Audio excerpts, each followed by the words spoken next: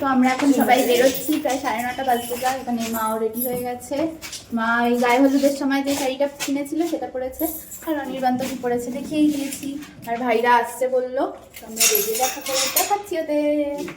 আমাদের আর একজন মেম্বার চলে এসছে পাকামো করে, এই যে কেক টেক সাথে নিয়ে।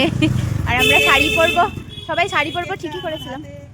এই শাড়িটা গায়ে হলুদে পরেছিল, আমারও সেম আছে, সেম।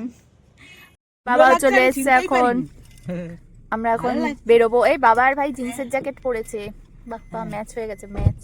এবার আমরা যাই আমাদের ডেস্টিনেশনে।